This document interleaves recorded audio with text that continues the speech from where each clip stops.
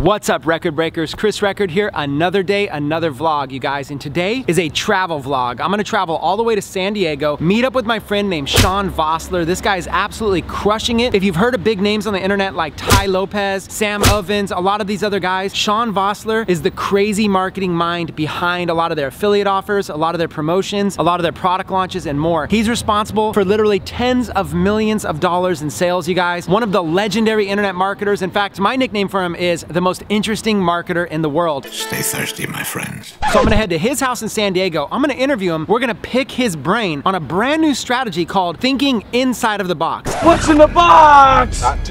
What's in the box? Everybody else is talking about thinking outside of the box. He puts a spin on it. You're gonna wanna hear it. You're gonna wanna immediately start applying this in your life, and I will catch you guys at the end. Let's go.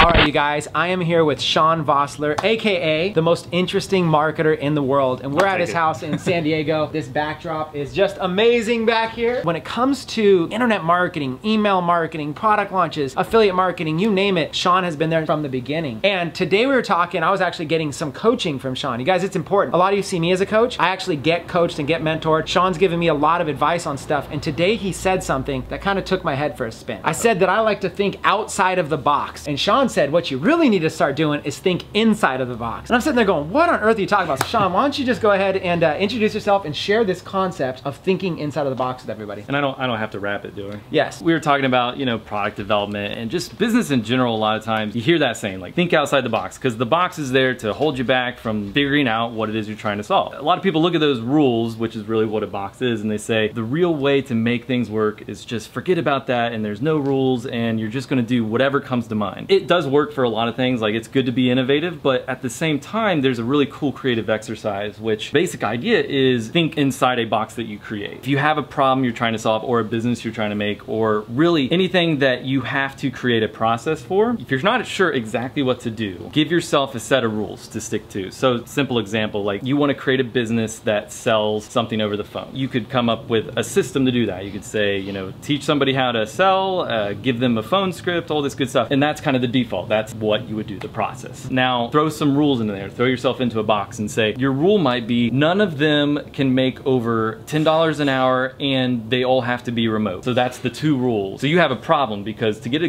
good salesperson and pay them $10 an hour is not easy. So that's a problem you have to solve. So that set of circumstances will make you, Ruby, come here.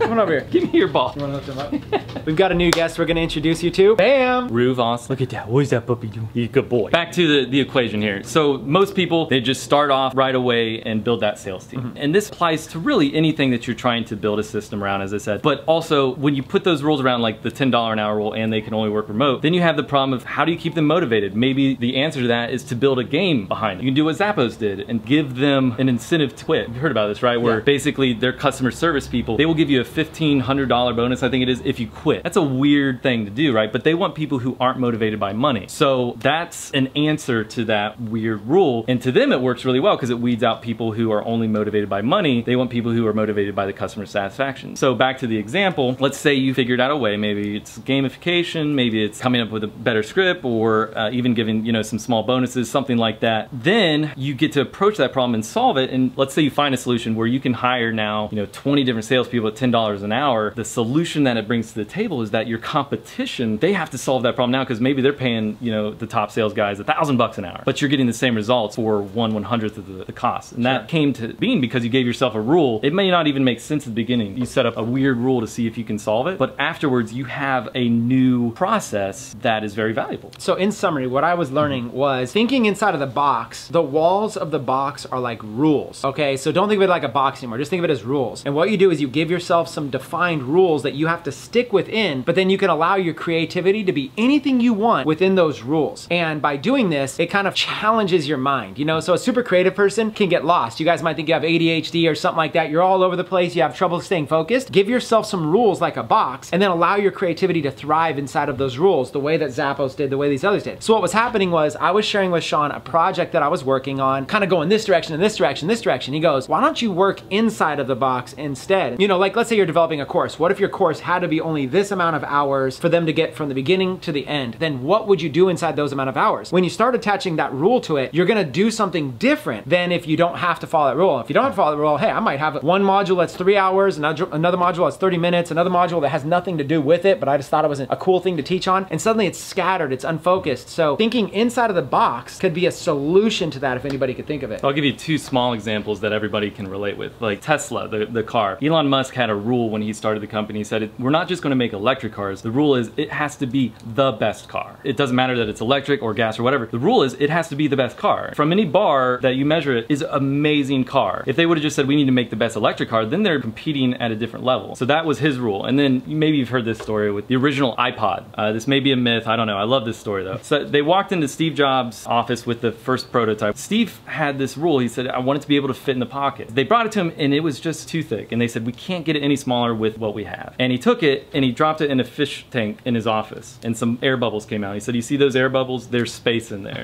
And they went back and they racked their head and solved that problem, right? But what's fascinating is these rules, they don't have to be complex. They can be just a simple concept. Like, here's a fun one for people to try here. How could you start a business with $10?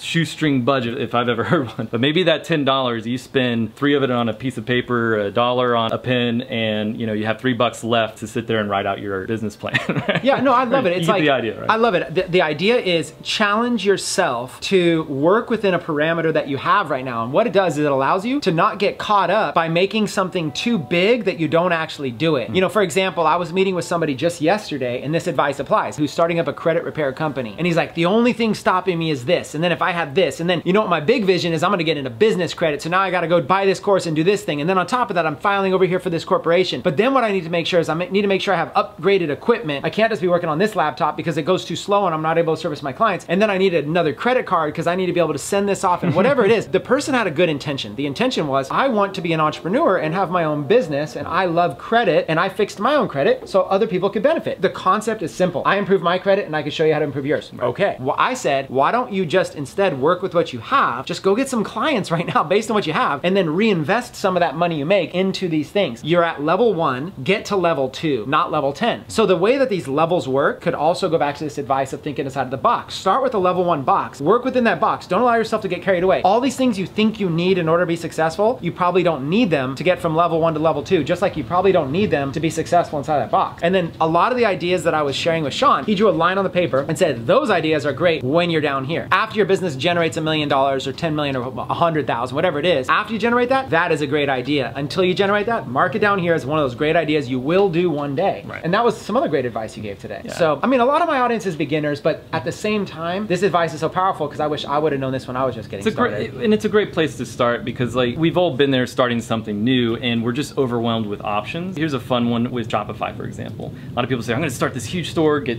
30 different products in there, and I'm gonna have some innovative products that no one's ever seen before. What if the rule was you could only have one product and it has to have already been sold a bunch of times and you have to find a way to sell it? Like a coffee mug that says, you know, eat, laugh, love, or whatever. Like there's millions of them online. Your job is to just get that one mug on Shopify and sell one of them. That's the first rule, right? Like that's the parameters. That gives you everything you need to make your first dollar online, and you can take that experience and apply it to other products. It's okay to have a big vision, but if you start with that as your set of instructions, you're gonna have a hard time building the best car that's ever been made. No, kind of like with Tesla, they only have a certain amount of colors they came out with the car. They only have a certain amount of features. They only have a certain amount of stuff. They chose some rules to be the best within those rules, but they allowed themselves so much creativity within that. Well, and they started with the Roadster, right? Their Tesla Roadster. They didn't sell a ton of them, but that gave them everything they needed to make the new models, which they've sold billions of dollars worth of, right? Like that's the trick here, is giving us the foundation actually to go and execute the rest of our vision. My first product launch course was called Dark Post Profits. It was a Facebook advertising course. And at the time that I launched it, believe this or not, this was 2014. At the time that I launched it, everybody said another Facebook ads course, but the thing was just what you just said was powerful. Because you're like, what if all you could do is one product and it's already been sold a bunch? How would you do differently? All I did was the same thing everybody else was doing, but I did it differently. And everybody else was teaching all the advanced stuff. And I said, well, what about people that don't even have an ads account? They have no idea what a Facebook ad even is. What about a course for them? When you said that, I actually felt like that's exactly what I did. I took an idea that it was already being popularized. It was already a fad, a trend. It was already being done by everybody, but I came in and did it differently. And that course did $500,000. I relaunched it, it did $1 million. Altogether, it's done like over $3 million. What's really cool about that too is a lot of people will say, well, that's been done, right? Well, it's still being done done for a reason. That's what's hilarious about e-commerce to me. People are like, well, they're selling that everywhere. I'm like, well, yeah, it's for a reason because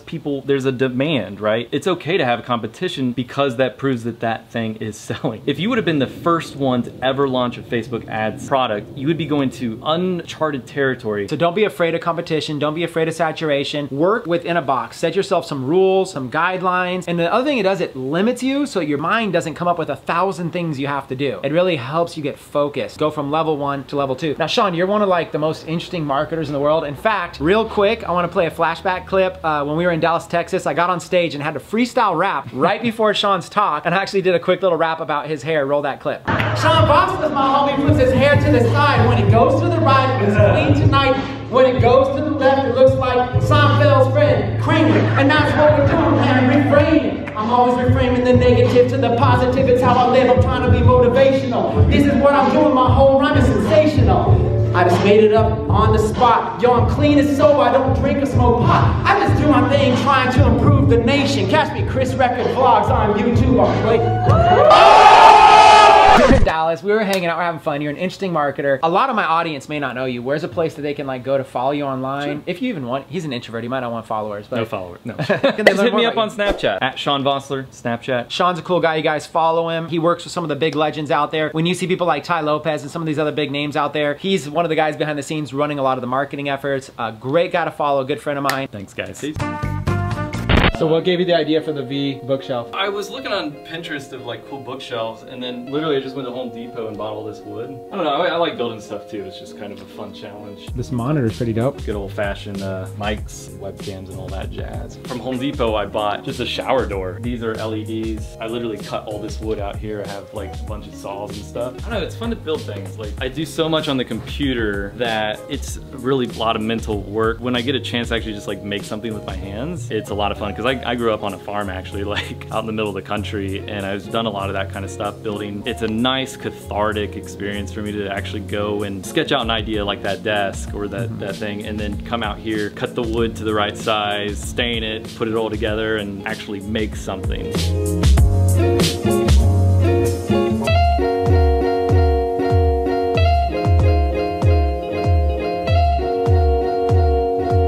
All right, you guys, that is the vlog. Now, if you are not yet subscribed, smash the subscribe button, smash the post notification bell, join the record breakers, you guys. Every single day, 365 days a year, we're bringing you value, content, education, entertainment, you name it. And all you've got to do is hit that subscribe button to join the army. It's 100% free, and we're having fun here. Now, in tomorrow's vlog, I'm gonna visit my kids in Roseville. I'm gonna introduce you to my autistic son, Reston. He's turning 7 years old. I cannot wait to introduce you to my son, Reston, my other son, Raiden, who just turned 5. They're my pride and joy. They're my motivation, my reason why. And with that being said, it's time for me to log out. Catch you guys in the next vlog. Peace. Ever since I was 14 years old, OG's looking at me, I'm a kid from the block that would run from the cops, that would attack rooftops, and I wouldn't amount to anything. Everything. Crashing down around me, smashing down around me. Cash ruled everything around me. Had to get the cream, just a kid with a dream. Caught up in a vision of material things. A lot of cash, a lot of girls, and a lot of the bling. A lot of flash on the rims, and a lot of the green. Now everything's coming together nicely. Always on a mission.